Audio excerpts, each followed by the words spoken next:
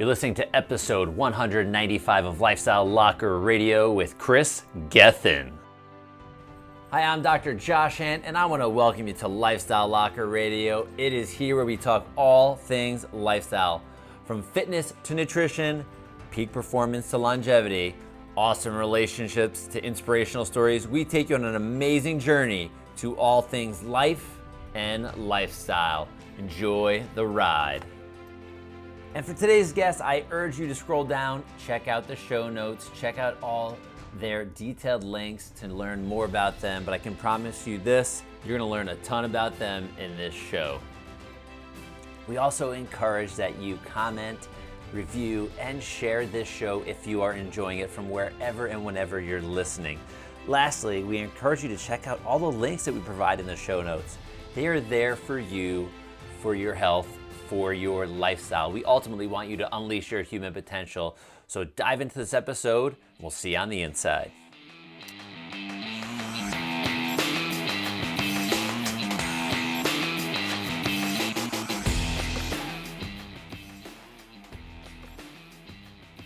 Hey everyone, welcome back to Lifestyle Locker Radio. We have an awesome guest today, someone that's obsessed with fitness, obsessed with health, and wellness and longevity. And for those that are going to be watching this, you'll see that he's glowing red, right? So he's doing some therapy as we are going to be in this conversation. So Kris, welcome. Thank you very much. Yeah, we got to multitask to get these things done and improve our longevity. Yeah, totally.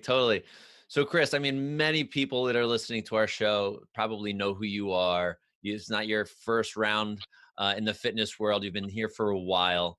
So can you just give the people that may not know just a little bit of your background, a little bit of your story, like before you became the guy that I get to see on your website, you know, that I'm like, holy cow, this guy is jacked. Who was he before? He wasn't jacked at all. He was very skinny, probably. Yeah, like I raced. Like me. Yeah. Oh, I was skinny. I raced motocross for some years whilst living in Wales. I grew up on a farm there. And, I had to be very fit and very light to race motocross. So I was far from jacked. But I grew up on a farm in Wales up until, my late teens.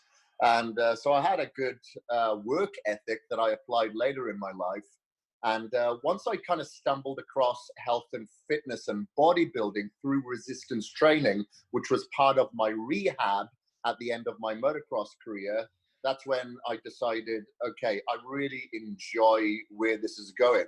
And one of the reasons being is because now I'm getting up in the morning, I'm exercising, I'm working out, and then by default, I start eating better. Then lo and behold, I find that my brain functions better and I'm a little bit smarter now, a little bit more confident, and I'm able to retain the content that I'm actually reading and learning. So that's when I decided to go to college for 3 years and study international health and sports therapy, which then took me to various countries around the world. And, I've worked as a photographer in the industry, an editor, a writer in the industry, and now, doing what I'm doing now, living in Boise, Idaho. Yeah, Boise, Idaho. So I'm going to pause for a second on the story. Why Boise, Idaho? Well, I was living in LA. I moved to LA in 2000, and I was working for Weeder Publications as a writer and photographer. Then I later had my own publication called Kaged Muscle. And bodybuilding.com back in 2007, they were growing. They needed an editor-in-chief. So Ryan DeLuca, the founder, flew me up for an interview, asked me to interview for it, and I got the job. And that's where bodybuilding.com are based, in Boise, Idaho. Got it. I absolutely loved that opportunity because I'm not so much of a city slicker. So LA didn't really suit me.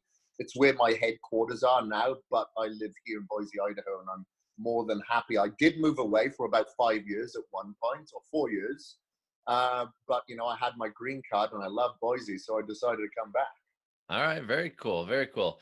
I actually, a funny story, just with Boise, I got a scholarship. I got an airline ticket sent to me to go to, I believe it was University of Idaho in Boise, to be on their ski team. Really? I'm like, Idaho, what's in Idaho? I'm never going out. And, as I got through school and graduated and did all the stuff I've been doing now, I'm like, crap, I could have been skiing in some pretty epic stuff at this point. But it was It wasn't meant to be, but it's pretty cool. Boise, Idaho, Maybe you'll have bodybuilding.com. to get out here sometime soon. I was snowboarding here last weekend, and I'm gonna go up there again tomorrow because there's 20 inches, fresh inches, going to be waiting by the All morning. right, that's not nice. You shouldn't be saying stuff like that. I gotta rub it in, mate. All right, very cool. So we're fast forward. You started getting into fitness. You started working in the industry. Now you become a very influential person, helping thousands, if not millions of people transform their lives in lots of different ways. I mean, with your social media following is huge. And what I've found that people that are in the health and fitness world that actually have great content, not just the physique, if you will, they are so powerful. Like they're usually able to use social media like you are for good, like to help people actually change their lives, not just hit a like button. So how did you even get involved in I mean, not involved in social media, but how did you decide that this is going to be a great way for you to connect with your current audience? Well, it wasn't my choice to begin with, because I've always been behind the camera and behind the Ah, scenes okay. as a writer and photographer. I was never that kind of guy, and I'm quite a recluse kind of person. Don't interact that much.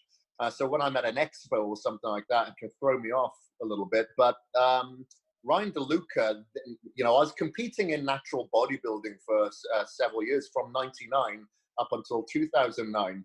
And there was only 30 of us in the office of bodybuilding.com then. And I was the only guy competing. And Ryan wanted somebody in front of the screen to educate people as like a personal trainer. So I started doing these daily video trainers, showing my preparation, showing the consumer, the viewer, how to transform. So it started from there. And there's a woman called Crystal Matthews who was working in marketing at that time, and she said, "You should really start a Facebook page." This is in 2010, I think it was, maybe 2011. A fan page. I was like, "You're crazy! I'm going to start a fan page. It's like dumb. It's stupid." But later on, I decided, okay, I'll start this platform, which worked out to be a great help for me to interact with people.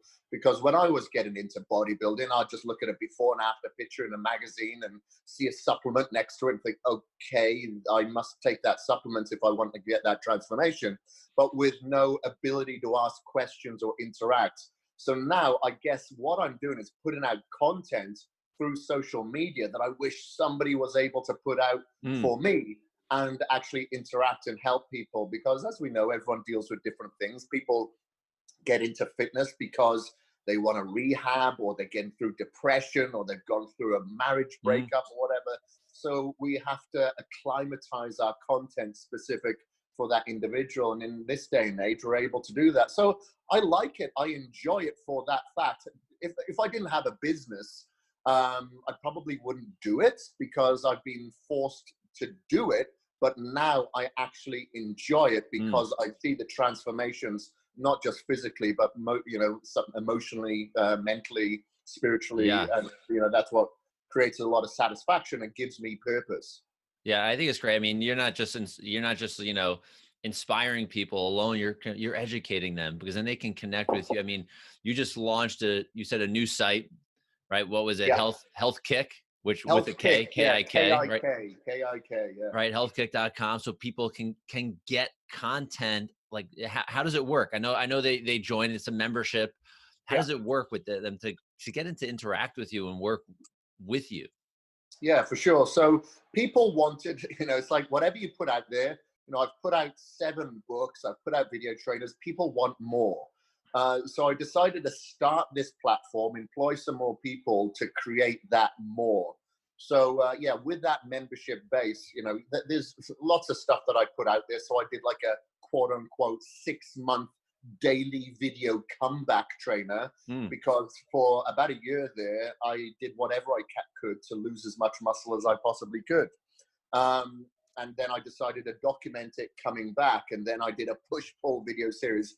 And now my aim is to put out a book, an ebook, every 2 weeks. So I usually spend my weekends going through clients' programs and writing books. And whenever I've got spare Very time, cool. that's what I do. And we do like a bi-weekly, webinar, and I put out quarterly magazine, and just as much content that I could put out there additional. And I obviously, have VIP coaching. So I've just started like with 15 clients, like a challenge. So we'll go through the challenge and see which one of my clients gets the best transformation, because then it creates, some friendly competitiveness within them as well. And, any more accountability that we can offer, the better.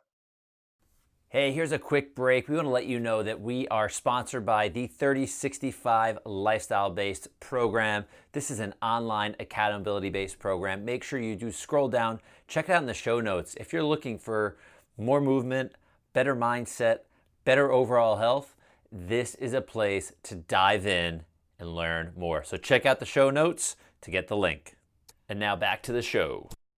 Yeah, and you're building up people's confidence in themselves, which is huge, which is so lacking in this world now with all these young kids, that see people on social media and they don't know what to do. They just want to be that person without having to do any of the work. So this is really cool. You got to get people to do the work, get inspired, get excited, and then they get to share these transformations with the world. Yeah, for sure. And I think that, the problem that we have today, especially with like Instagram, Facebook, it's that instant gratification. Everybody wants the results now, especially like you said, a lot of the younger generation. Yeah. And, there's more insecurities I found in this industry than the person that's walking into Wendy's or McDonald's. Yeah. So, we all get into True. something like this because of confidence issues, or maybe we were bullied or whatever it may be. So, it definitely is an area that we need to focus on. It's definitely from the neck up if you want those results from the neck down, but we shouldn't prioritize the vanity purpose that we see in front. It's that lifeline. It's the gratification. It's the satisfaction. It's being present. And, sometimes changing your perception, because it's always woe me and, what you deserve instead of what you can give. Yeah, that's interesting. So let's turn a little bit here and pivot. You mentioned like we're on pre-recording, and even I was looking you up online. You mentioned, I think it's called like a hybrid athlete. Yes. Right? Right?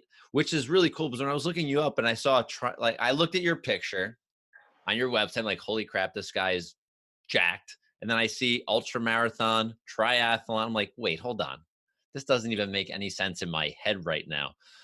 Because me, I'm 185 pounds, 6'2", right? 190, whatever it is. And I run ultra marathons. That's what I enjoy to do. I still lift weights, but you the hybrid athlete, this really intrigues me, because strength is a part of my training, but obviously very different for you. Yeah. See, I've always done cardio every day, if not twice a day, because like I said, once I retired from motocross, I still needed to get that adrenaline fix. So I'd probably teeter on the end of overtraining, I'd say. I've always enjoyed cardio anyway. It's like my AA batteries in the morning. Yeah. And I'd get a lot of stick, a lot of hates from my peers, from people online, even from my clients, to say it's just too much cardio. And I always felt that I was able to recover better by doing cardio. If I didn't do cardio, I would train 4, sometimes 5 times a week.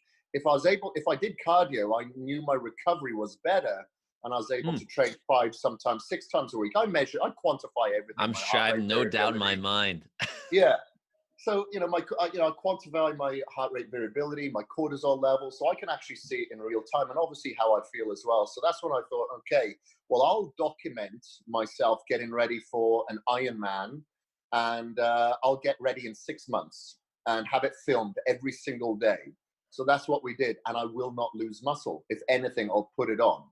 So the training had to be very, very specific for somebody that's 220 pounds. Yeah. 5'8", because as you're probably aware, there's more injuries that are encountered in endurance sports, such as running, than there are in strength training, with all that repetitive compound nature, especially if you're a heavier person. So we documented that. During that time, I did an Olympic distance and then a half Ironman, and at the 6-month point, I did my first Ironman, full Ironman, and went to the lab beforehand and after to get tested for, my FTP lactate threshold, and in the DEXA scan as well, the DEXA scan, to show that I actually had put on muscle. So I just wanted to prove that you can be big. You don't have to, be lighter to be an endurance athlete. Okay, you may not win an Ironman, but you can still enjoy the journey and still participate in both. So we documented that, and it's been great because now I have so many people contact me with pictures of their Ironman medal, or they've completed a half marathon or whatever it may be, and still continued with their strength training. And that brings me a lot of joy because I know that can't be faked.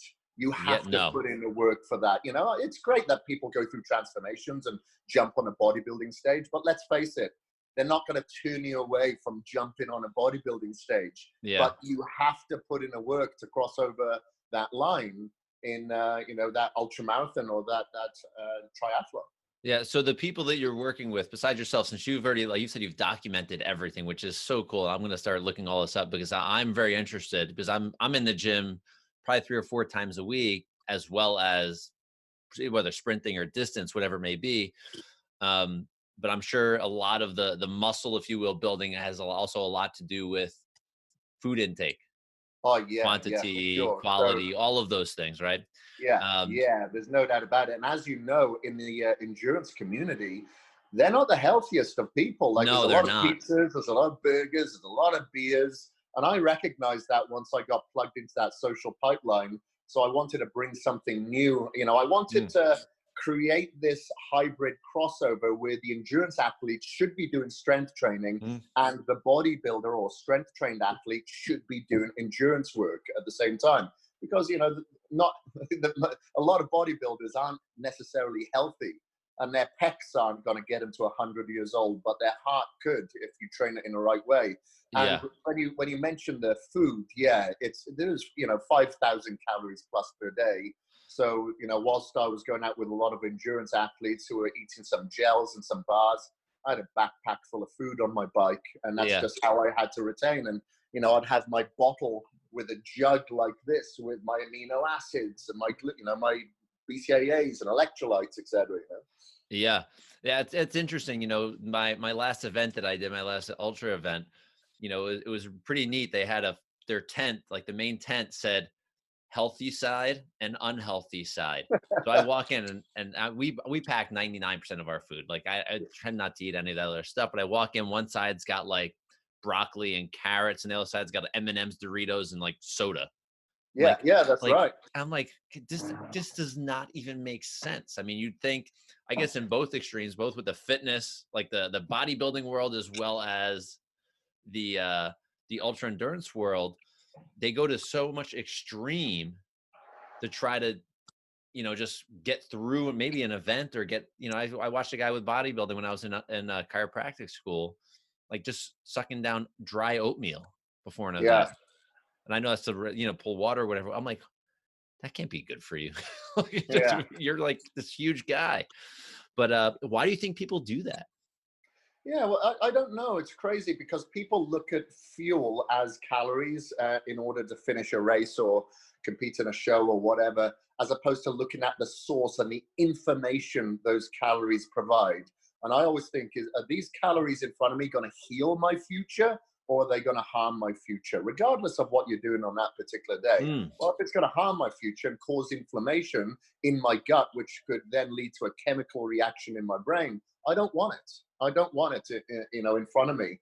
And, people use justification easy to, justify why they should eat a certain food. And maybe because they're running a race, they justify it, And it was funny when you're talking about that. I remember the aid stations of this ultra that I was doing, and at the very last station, when you get to there was 13 miles left, that's when they had tequila and alcohol at that aid station. Wow, it's bizarre, absolutely bizarre. And when you finish an Ironman, I've done several Ironman now, they always have a tent for the athletes, but it's just cookies, pizza, burgers, and I never go there. I end up finding a restaurant that's close by, and I'll buy 3 main meals if I haven't taken my own food with me. Yeah, that's pretty amazing. I mean, I say the healthiest thing that I've seen at any of the events I had, they had one of these Yeti coolers that was, I don't know, 7 feet long. That was just a bunch of them that were filled with ice water. I guess they sponsored it. So you can go and cold immerse Oh, after that's an event. cool. Like people were sticking their toes in. I'm like, excuse me, I got to sink in this thing. Yeah. Unbelievable. Yeah, I Unbelievable. absolutely love cold therapy for that. You know, I've got an ice bath out the back here that I get in all the time. At the moment, I'm getting free ice every Yeah. morning because it's so cold. It's great. I have a sauna out there, and then I jump in there. And you know, when I was getting ready for my first Ironman, I was doing a lot of cryotherapy work, and that was a godsend for me. The cold therapy is great. Yeah. So let's just jump into that for 1 second. So as a person that's been in bodybuilding, a person that's done endurance work as well, you just mentioned cryotherapy, and now you also mentioned you having, a bath outside, right? Like now Yeah, that's well, cooled by nature. it's a Yeah. cattle trough. Yeah, exactly. Right. But cooled by nature at this point, which is water. So what in your experience between the two, as a professional that validates everything that they do and tracks everything, what do you like better, the chamber or the bath? What do you find more impactful? It's a bit of both, you know. Like for instance, I like the bath because it's painful. It hurts Yeah. more. You suffer more. I can take the cryotherapy quite easy, and I think because that cryotherapy doesn't seem to stimulate your vagal nerve tone as Mm, much. You know, where if you're submerging your thyroid in your neck and your chest, you know, you really are working your vagal nerve tone. But I really like the cryotherapy for its efficiency. It's very quick, it's yeah. easy, and it really does seem to shut out. It really does shut out that inflammation very, very quick. So, and you know, for instance, during that time, I had inflammation in my elbows. So that was the area that really I felt it the most, like super cold on my elbows. It's as if it knows Yeah. where the inflammation is, and it just drives it home. So I guess I Okay. can't say one over the other. I like them Okay. both. But your daily routine, or if not very frequent, is the water. Oh, it's always the water unless I'm actually getting ready for an event, and I may Okay. do cryo as well. Okay. Okay. So in the beginning, we mentioned, as you were getting into fitness, you said like you started training, and then you started to feel better, then you started to eat better, and then as you started to eat better, you started to get better brain function, which became this really cool journey in realizing that food and movement are good for your brain. And then now you created a nutrition company. Yeah, supplement company. Yeah, called Yeah. Caged Muscle. Yeah. So talk about that. So um, you can, use me as an example. Is this the products that are on there? Are they great for all different types of athletes? Yeah, yeah, for sure. Caged Muscle, the name can be a little bit scary, and I've realized that later. You know, I think maybe we should change it to KM or something because it really doesn't tell the story. So when I started doing these video series, I then knew, okay, now I've got a responsibility. If I'm suggesting a supplement, I better go and get it tested. And a lot of the times I put my hand in my own pocket and spent the money to get these Mm, supplements tested. And it just become quite shocking to me that some of the brands that hardly any of us have heard about tested very, very good. But then some of the other brands that we see on all the shelves and they're the top sellers tested really, really bad. So then I started just sourcing my own raw ingredients and mixing them together, but knowing that wasn't feasible and logical for a lot of people. That's when I started talking with my now partners that I've worked with for many years. Brian Rand, the formulator, he formulated some other brands like BBcom, the gym line, etc., about starting a brand ourselves. But we wanted to merge the health sector with the sports supplement sector, where there's usually quite a large disconnect. So you know, we wanted no artificial colors, no artificial flavors. The amino acids would only be fermented. We'd use patented ingredients. We'd use organic ingredients and create what is now Caged Muscle. And of course, we have amino acids. We have electrolytes, hydration drinks, essential amino acids, you know, things like that. So it's for across the board. It's for absolutely everybody. You know, if for an endurance athlete, the only thing that I'd say that you really would need to add is like a carbohydrate powder that we don't do. But mm. we don't do something unless we think we can do it better. We're not a Me Too brand. So I That's believe that great. Vitago is an absolutely amazing carbohydrate powder. So we're Which one not is going to it? go Vitago. Okay. Vitago. Yeah, it's a great carbohydrate powder from Sweden originally. And it's not so much what it is, it's the handprint of how it's made. Is the bioavailability and the osmolality is very, very good inside the gut. So that's what we decided to go ahead with. You know, that's what I utilize and suggest for endurance athletes further than what we have. Okay, great. So what's next for you? I mean, you're doing so much. You're inspiring, you know, probably millions of people around the world. Now working with people. How many hours a day do you usually have?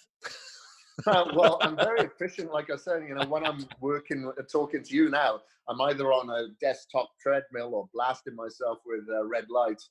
So my day usually starts about 4 o'clock in the morning, and it usually finishes about 7 o'clock in the evening. But, you know, people say, God, that must be boring or bad or monotonous. I'm just doing what I like doing. So it doesn't feel like I have a job. And I don't have kids. So I don't have those sort of commitments. I'm like a child myself. So that's enough. And, but, you know, moving forward, obviously we want to continue to expand with Caged Muscle. You know, we're coming out with a multivitamin very, very soon. It's completely natural. And then, you know, I've got a gym franchise in India that we're working on now that we're going to be expanding to the US probably in 2021. Very, very cool. So what does downtime look like for you? Downtime is kind of like this. Snowboarding at this time of the year. I love snowboarding.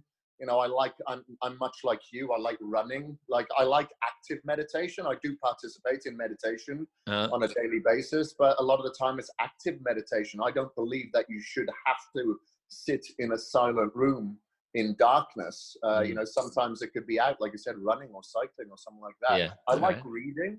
I do have like an ADD problem, so I'll read several books at the same time because I can't focus on one thing at a time. So reading. Last night I was reading and listening to vinyls in my spare room there. So that's very enjoyable for me. Very cool. Very cool. So Kris, I want to finish up with this last question or set of questions. You know, if you had to tell someone tomorrow, like, what 3 things could they do to unleash their human potential? And it could be anything. What would it be? Okay, the 3 things to unleash their human potential. Number 1, activate your circadian rhythm, sleep more. You know, a lot of people think food is the answer. And you can live for several weeks without food, but you can only live up to 10 days without sleep. So sleep, I believe, is very, very important, and people neglect it.